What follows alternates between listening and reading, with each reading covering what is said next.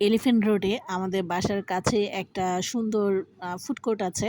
এই ফুড কোর্টটা হচ্ছে the plaza সেন্ট্রালে। আর এখানে বেশ অনেকগুলো রেস্তোরাঁ আছে। নিচতলায় হচ্ছে সিক্রেট রেসিপি, মিনা বাজার, ওয়াফেলের একটা শপ আছে। উপর তলায় হচ্ছে পিৎজা হাট, কেএফসি, তারপরে ফেড আপ ক্যাফে, আরেকটা আছে সেটা নাম এখন মাথায় আসছে না। তো যাই হোক, আমরা প্রায় হচ্ছে সিক্রেট রেসিপিতে যাই একটা সিগনেচার ডিশ খেতে। সিগনেচার ডিশ কি নাম জানি না, তবে আমাদের খুবই প্রিয়। সেটা হচ্ছে cream soup, cream mushroom soup, আর হচ্ছে স্কুইড, সামুদ্রিক স্কুইড। তো এই যে ক্রিম মাশরুম স্যুপ, ওদের স্যুপটা ভালো হয়। এটা দুইটার দাম 350 করে। আর হচ্ছে স্কুইডটার দামও এরকম 600-700 টাকা। তো ২টা আইটেমই আমরা খাই।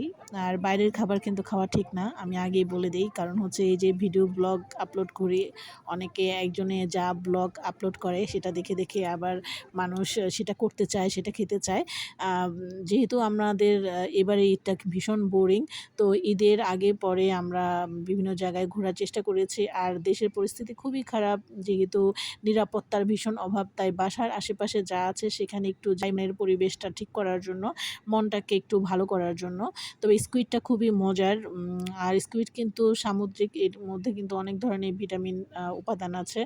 আর মাশরুমের মধ্যেও ভিটামিন উপাদান আছে।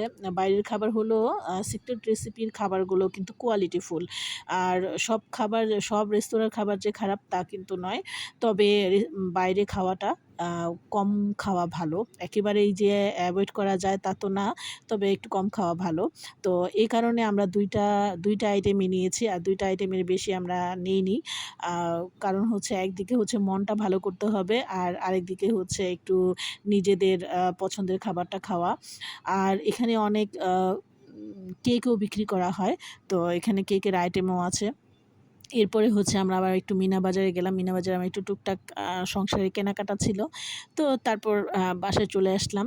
আর এখানে যদি আপনারা আসতে চান, এটা হচ্ছে হাতিরপুল যাওয়ার পথে এলিফ্যান্ট রোডে পড়েছে। আ আবার অনেকে হাতিরপুলও বলে। হাতিরপুলের যে ৪ রাস্তা, সেখানে যাওয়ার পথে বাম দিকেই এই প্লাজাটা। তো সুন্দর আসলে। এলিফ্যান্ট রোডে কিন্তু তেমন কোনো মানে নাই, মানে ঘোরাঘুরি করার মতো ওইরকম কিছু না। একটা হচ্ছে ইস্টার্ন মল্লিকা, আর হচ্ছে নিউ মার্কেট গাউসিয়া। তবে ওইরকম বড় কোনো সুন্দর জায়গা নেই যেখানে একটু ঘোরাঘুরি করা যায়।